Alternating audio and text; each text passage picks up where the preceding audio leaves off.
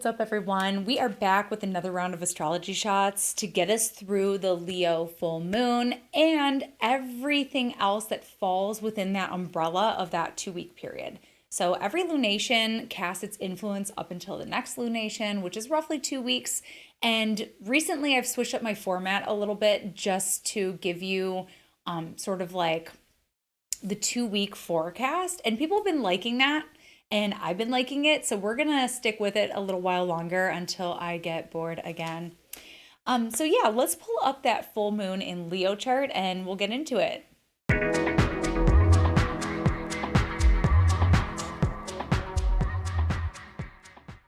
All right, so what we are looking at right here is the full moon chart for the Leo full moon at 24 degrees Leo in 6 minutes. This is occurring on February 12th, 2025 at 8:53 a.m. Eastern time. So please adjust for your time zone. Now, in this 2 week forecast, it's not that we have a large quantity of transits to cover. It's that we have a handful of really important ones and a couple other ones worth mentioning. So we're definitely going to spend the time. Now, if you tuned in with me last time, you'll remember that we were talking a lot about the planet Uranus. Uranus stationed direct. Uranus was in that square to the Mercury cazimi. And we're coming right off of this Mercury cazimi here. And this full moon is going to retain this square to Uranus. So we're going to continue to experience this Uranian energy here. And I know we've all been paying attention. I'm not going to rehash everything. I know you just know. But the headlines in the last week have been really jarring because you think something's going to happen and then it's walked back. And that's very Uranian. It's very unsettling. It doesn't allow us to get comfortable. And sometimes the lack of comfort can be a good thing. Sometimes it can energize us. It can motivate us. It can encourage us to take the chance. It can encourage us to take the risk. I was just talking with someone about that today, actually, about how when you're faced with, the unknown or things being outside of your control, it sort of encourages you to do the brave things, to do the courageous, wild, and things that make you feel really alive. And that's the gift of Uranus. Uranus is all about sovereignty, letting your voice be heard, letting your authentic self be seen and expressed. And I know some of you out there may be feeling really scared about what's going on in the face of this unknown. And I just want to say, Venus is in Aries too. And we're going to be working with Venus in Aries for many months. I think last time I mentioned we're going to be working with Venus in Aries through June. And when Venus is in Pisces, it's more, and Venus will be going back into Pisces here in April, at the end of March, actually. And Pisces energy is very compassionate. It's very understanding.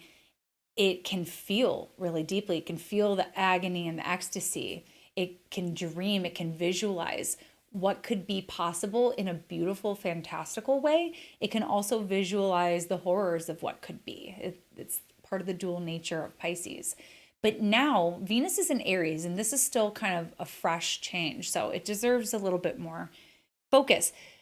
Venus in Aries can radicalize us if you haven't already been. It's like a refresher of that kind of energy, because Venus in Aries says, no, I don't mind creating an upset. I don't mind if people don't agree with me. I don't care what other people think.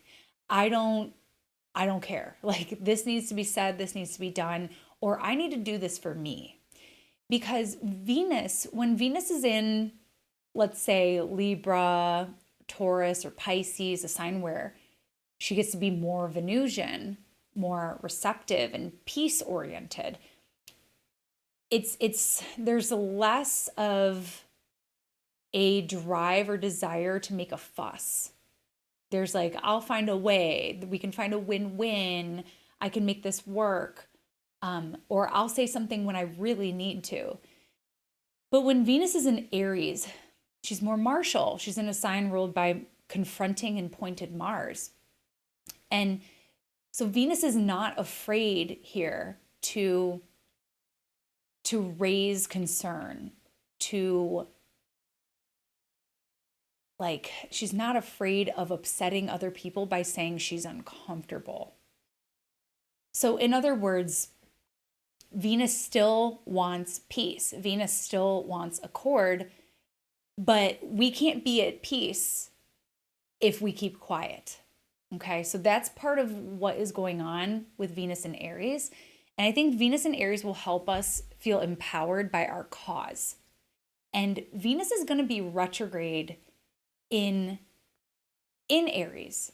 And so this is going to be a big wake-up call for us in terms of what causes are important for us and what we're willing to take a stand for and what we need to take a chance on now and what we need to where we need to take a chance on ourselves, where we just need to be brave and speak up more. So I really love Venus and Aries energy for that.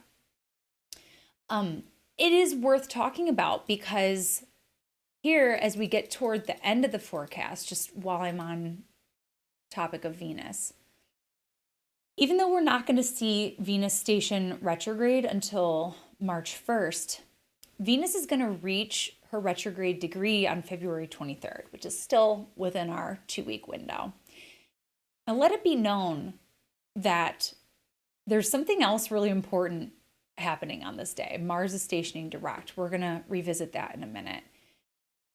But this is an eclipse degree. So not only is Venus arriving at her degree of station, but also energizing the October 2nd of 2024 eclipse. So think back to that eclipse season, which began in September and lasted till mid-October. Think about what was coming up for you. Now, there's going to be another eclipse at this degree in March, but I don't want to get too ahead of myself. But this is a very, very hot degree. So if you have anything within a few degrees of 10 in the cardinal signs, or 17 as well with Mars stationing there, but especially 10, this is a big moment for you, big decision making, getting clear on priorities. That's a huge part of Venus retrograde is what are my priorities? What's important to me? And how those things can really shift during a Venus retrograde.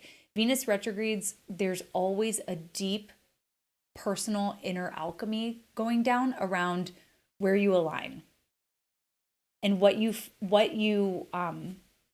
desire, like what's attractive to you, what you want in your relationships, what you want to see shift in your relationships, or where you want to be more intentional in your relationships. So this does connect. I'm going to just go back to the full moon chart, even though it's not going to say the full moon, but let's go back there. Feel like this sort of sovereign individual willing to fight, it pairs well with this Uranian energy. We're starting to see, at the time of this recording, we're starting to see protests like, hey, what Elon Musk is doing is really shady, not just in America, but in other countries. I saw a rumor today that something with the World Bank. So yeah, like I think there's going to be more movements. I'm seeing protests in Germany as well right now, big protests against the far right. So this is protest energy, Uranus. Uranus is radical expression across the full spectrum. So it doesn't just align with what you or I believe, it's across the full spectrum. So we're going to see things that are sort of unsettling under this Uranian influence, things that are shocking, but also things that are liberating. So let's keep that in mind, especially as Venus is in Aries. What's worth fighting for? And Venus in Aries can encourage us to show up for that. You know, maybe we think everyone knows how we feel, but it needs to be said more directly. So if I haven't made myself enough clear, I am your ally. I stand by you. In my practice, everyone is welcome. And especially, you know, people who identify as queer, people of color, you know, everyone is welcome in my practice. So just wanted to make that clear in case I have not made it enough clear. Now, moving along into this full moon chart, we also have Mercury here. Mercury is under the beams of the sun. It's not combust though. So we got a good Mercury here. It's not combust because Mercury has triplicity rulership in Aquarius. So Mercury is still able to do good things. Mercury dealing with markets here, Mercury dealing with the economy, Mercury dealing with sales, information being shared online, Mercury dealing with education. We're going to see some Mercury topics connected with this full moon. Now that's really those are really the major aspects here, is really just Uranus. So again, Uranus really dominating. The other thing is that we have a full moon in a fire sign. So that brings a lot of energy out, and we really need it. We've been kind of lacking in fires. I mean, thankfully Venus is in Aries now. But we've really been lacking in fire for a minute. So it's nice to have that charge back, that electricity back. This is a really electrifying full moon, really energizing. And Leo is a sign that rules with its heart. So right here we have this kind of contrast going on. This polarity really highlights the contrast between what the heart really yearns for. There's no mincing with it. Like, Leo is a very passionate sign. And at the same time, Aquarius, it's the head and it's fixed air. So it's fixed in what you know to be true. So there's a little bit of a contrast here with the full moon saying, hey, like, I know that you think you know, and there's all this reasoning behind it, there's all this logic, but what is your heart really telling you? Go with your heart. All right. So I think I got away from myself with the Venus on the eclipse degree. Basically, it can trigger some things from the previous eclipse season.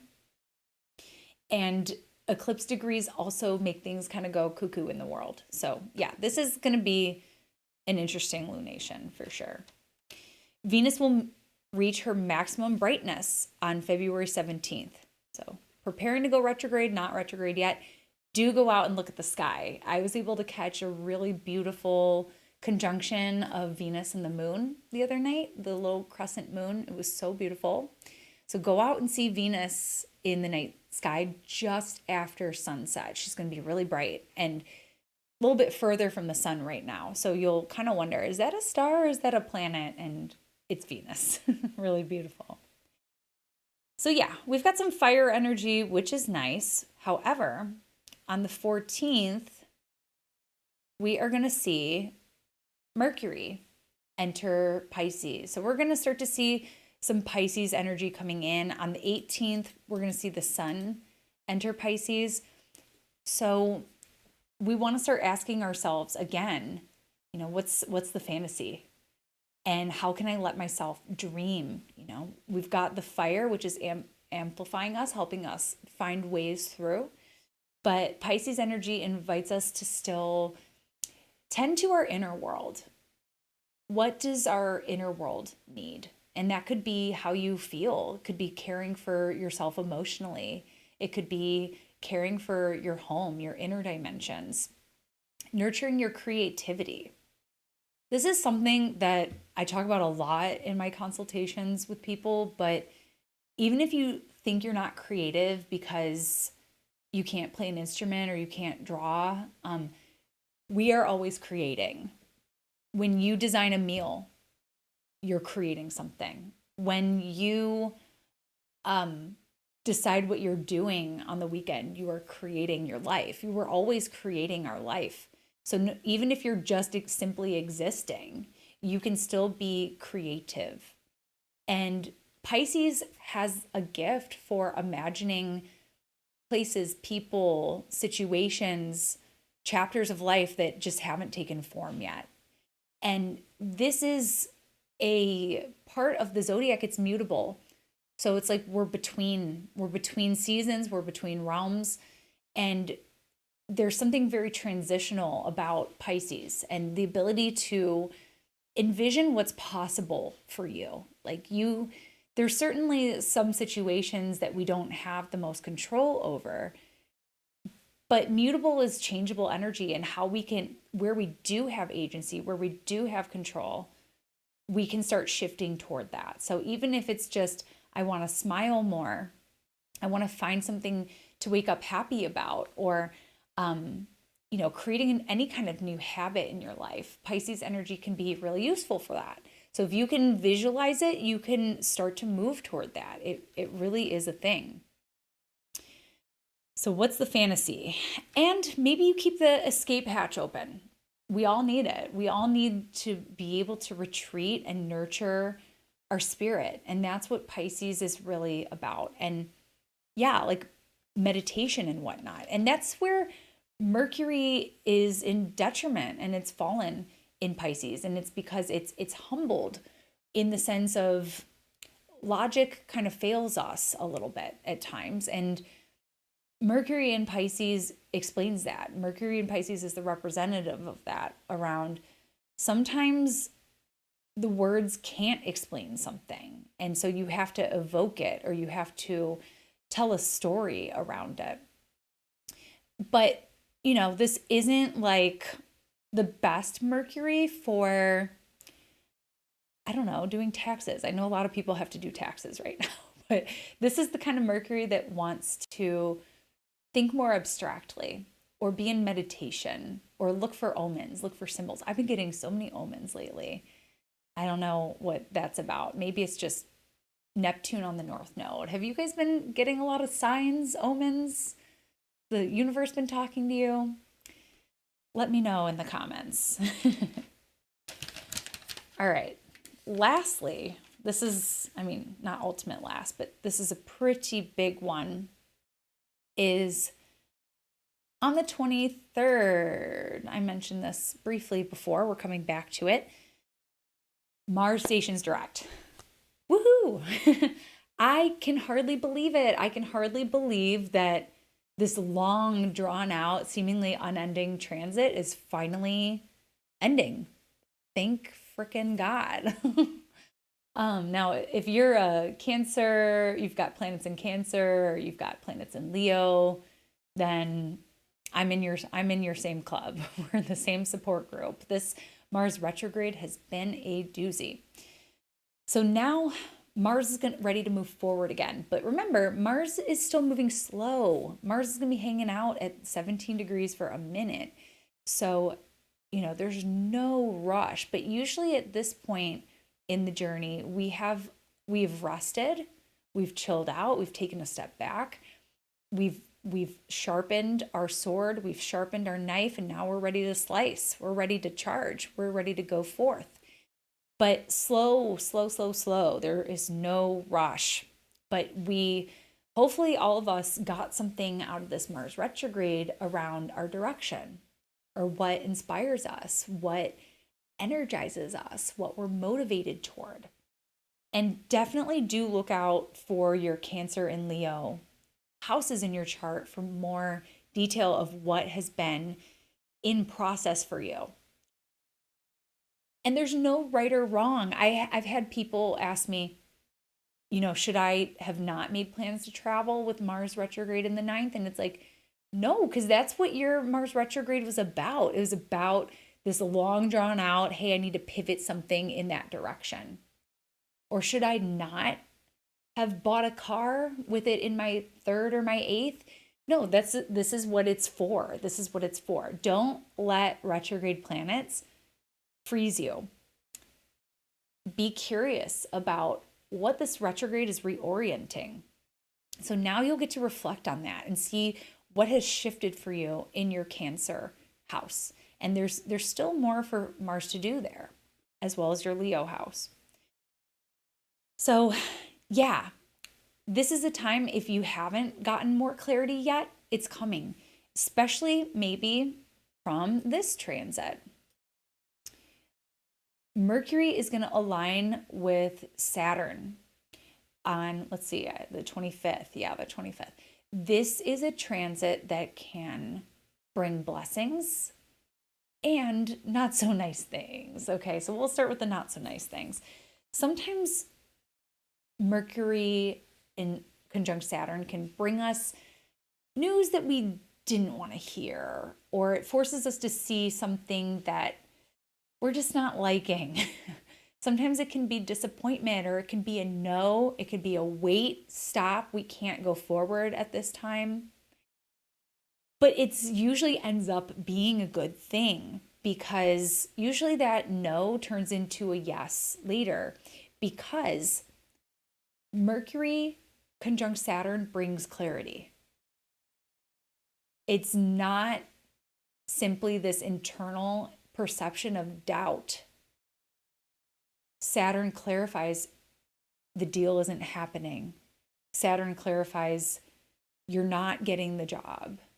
Or Saturn says you don't want to move to the other side of town, or you don't want to move in with your partner. Or Saturn says, like, this is the truth. And maybe you were hoping for something different, but at least you're getting answers. And this could be really great if, you, like I shared in my last video, I had like a health scare. And so if there's like a big unknown, this can be really great for getting answers, getting clarity, having those serious conversations. This is the exception of the taxes thing I just said. So if you got to do your taxes while Mercury's in Pisces, do it right around here. Do it this last week of February. That'll really help some. So as I mentioned, if you're not quite sure, how to get back on the horse with Mars stationing direct, this could be one. This could say, put one foot forward. There's a lot of realization of what is within your control under an aspect like this. So I think that's pretty much it. Oh, well, the other fact is that this trines Mars. So that's how there's that connection. We've got like a Mercury, Mars stations direct in this trine with Mercury. And so maybe there's something really vocal about the Mars station. Like maybe you feel like sharing, hey, this has been my process, or this is the direction I'm moving. I'm already starting to see people share, hey, I'm moving in a different direction. And I actually am going to be moving in a different direction too. I have some exciting news to share, but I'm just not going to share it right now. All will be revealed in time. I'll be very excited to share that with you. So for right now, this is your astrology shot of the 2 weeks before us. And I hope this full moon is liberating, empowering, energizing for you. I hope the Mars stationing direct is just what you need at just the right time.